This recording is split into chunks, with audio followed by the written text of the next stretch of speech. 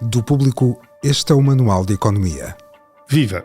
O meu nome é Pedro Ferreira Esteves, editor de Economia do Público, e neste episódio vamos falar das mudanças no IRS em 2024.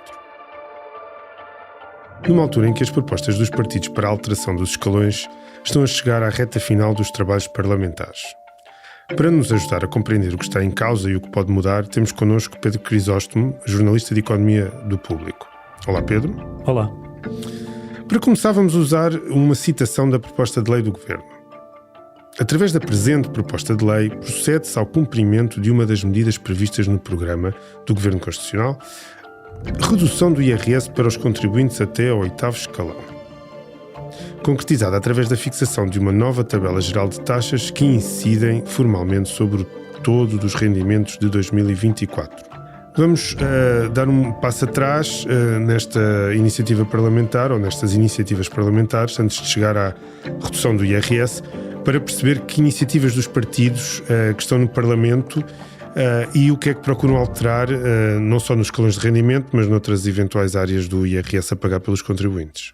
Então, quando o novo governo de Luís Montenegro assumiu funções, uma das primeiras medidas que decidiu implementar foi fazer uma proposta de lei ao Parlamento para baixar as taxas de IRS relativamente aos rendimentos que os contribuintes portugueses estão a oferir neste ano de 2024, ou seja, um alívio fiscal adicional em relação ao alívio que já está previsto no Orçamento do Estado para este ano, em que as taxas já foram alteradas relativamente às taxas que vigoraram em 2023, e nesse momento os partidos da oposição decidiram apresentar projetos de lei autónomos, ou seja, decidiram não fazer proposta de alteração à proposta de lei do Governo, mas sim autonomamente apresentar projetos de leis que estão a ser discutidos e serão votados em conjunto, na especialidade, com a proposta do Governo, ou seja, os projetos estão a ser discutidos todos em conjunto, como acontece com diversos dossiês. Portanto, estamos a falar de alterações ao Código do IRS, especificamente ao artigo 68 do Código, que altera a tabela onde estão previstas as taxas gerais dos novos escalões de rendimento, e fundamentalmente estamos a falar de alterações às taxas. Há outras medidas na área do IRS que um dos partidos propõe alterações, mas o essencial das mudanças que temos vindo a falar e do fundamental do desagravamento vem da alteração nas taxas. E entre todas, há duas que se destacam precisamente pela possibilidade de serem realmente aprovadas, as da AD e as do Partido Socialista. O que é que as distingue? Então, em primeiro lugar, é preciso dizer que, entretanto, a proposta de lei do Governo que foi apresentada no Parlamento baixou diretamente à especialidade, e aí, em sede de especialidade, o PSD, o grupo parlamentar do PSD e o grupo parlamentar do CDS apresentaram uma proposta de substituição, um texto de substituição dessa proposta original do Governo, e é essa que será discutida e votada amanhã, esta quarta-feira, com as iniciativas dos outros partidos.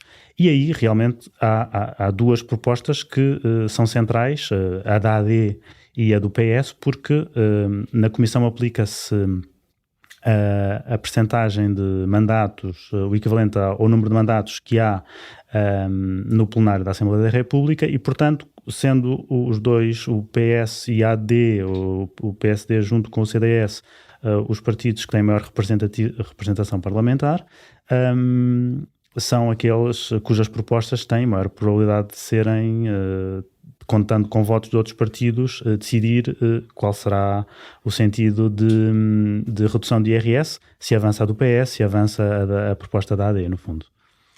E, portanto, aqui elas são muito semelhantes, equivalem-se de alguma forma na sua estrutura, mas depois há alterações que as distinguem. O que é que as distingue que possa gerar precisamente uma diferente estrutura das tabelas na tabela de IRS? O AD propõe que haja uma redução das taxas em cada um dos escalões do primeiro ao 8º escalão, ou seja, apenas mantém alterada a taxa do 9º escalão, do último escalão de rendimento, enquanto o PS propõe uma redução das taxas do primeiro ao 6º escalão, e depois há diferenças nos escalões coincidentes, onde há redução de imposto, há diferenças. Mas há também algumas coincidências. Por exemplo, tanto a AD como o PS propõem taxas iguais para o primeiro escalão, para o terceiro escalão, para o quarto e para o quinto, e há diferenças no segundo escalão, no sexto, no sétimo e no oitavo. Só para dar um exemplo, por exemplo, ambos propõem que haja uma descida da taxa de IRS do primeiro escalão dos atuais 13,25% para 13%, mas depois, por exemplo, no segundo escalão, a taxa que está atualmente nos 18%, na proposta da AD passaria para 17,5%, enquanto na proposta do PS passaria para 16,5%. É preciso também dizer que as regras do IRS, como o cálculo do imposto é feito de forma progressiva, aplicando-se uma regra de progressividade, há sempre, mesmo havendo uma descida das taxas nos primeiros escalões, há sempre um desagravamento fiscal para todos os contribuintes, mesmo aqueles que têm rendimentos mais altos. Porquê? Porque o IRS é aplicado em escada, ou seja, a cada fatia de rendimento aplica-se a respectiva taxa. E, portanto, um contribuinte do sétimo escalão de rendimento é tributado relativamente à sua parte de rendimento que abrange o primeiro escalão, à taxa do primeiro escalão. E a fatia de rendimento correspondente ao bloco de rendimento do segundo escalão, que está previsto, que está definido na tabela como sendo do segundo escalão, é tributada à taxa que aí está. Portanto, quando há um desagravamento nas taxas dos primeiros escalões, esse desagravamento abrange todos os contribuintes que têm rendimentos e, portanto, todos os altos rendimentos têm rendimentos aí. Exatamente. Portanto, independentemente da progressividade, as propostas da AD e do PS focam-se em alvos diferentes de rendimento, sendo que a da AD demarca-se claramente do que tinha sido a política do anterior governo, precisamente do Partido Socialista, ao estender as reduções dos impostos a escalões um pouco mais altos. Não ao último, evidentemente, mas logo a seguir, o penúltimo já tem uma redução das taxas, e isso é, no fundo, a distinção essencial aqui entre as duas propostas. Sim, é que o PS vai só até o sexto escalão, não é? E o AD, o PSD e o CDS propõem que haja também uma redução das taxas no sétimo e no oitavo. Nessa proposta, a taxa do sétimo escalão passaria dos atuais 43,5% para 43%, e a do oitavo, dos atuais 45% para 44,75%, enquanto o PS propõe que estas taxas continuem idênticas, nos 43,5% e nos 45%. Depois, no nono escalão, tanto a AD como o PS propõem que a taxa se mantenha nos atuais 48%. O papel dos outros partidos será determinante na aprovação destas duas propostas, eventualmente, vamos ver, embora essas diferenças possam ser eliminadas na discussão amanhã e na própria votação entre os dois maiores grupos parlamentares, a verdade é que poderá haver algumas pontes entre os partidos mais pequenos que facilitem a aprovação tanto de uma como de outra. Que outras propostas em termos de escalões é que existem dos outros partidos? Assim, para além das propostas de alteração da tabela geral, não é? Os pequenos partidos têm outras propostas e também as próprias propostas do PS e da AD têm algumas das medidas que os pequenos partidos propunham.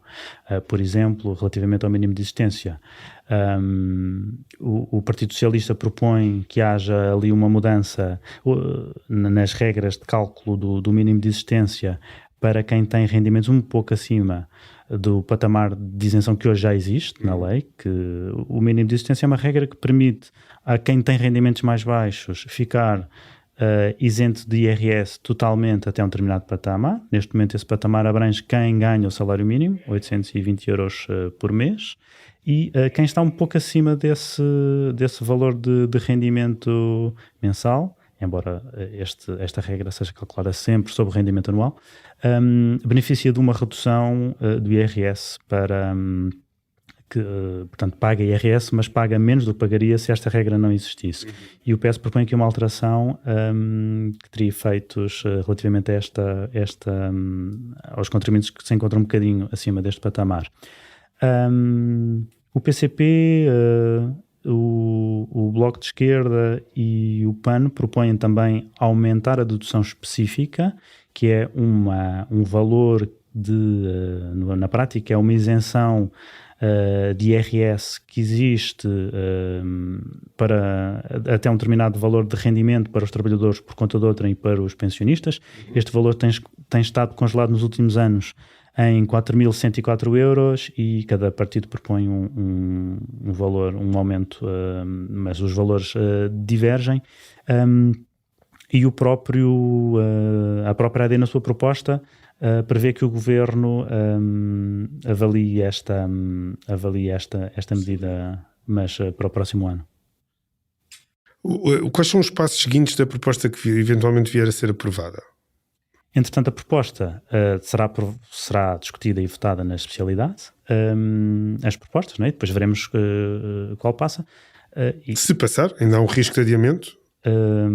Dependerá, porque o regulamento das comissões prevê que não haja mais do que 3 adiamentos, mas isso é preciso que todos os partidos votem a favor e não é expectável que o PSD vote favoravelmente um novo adiamento da discussão, porque já houve 2 adiamentos, putestativo entregue pelo Partido Socialista numa primeira semana e na semana seguinte um idêntico pedido feito pelo Partido Chega.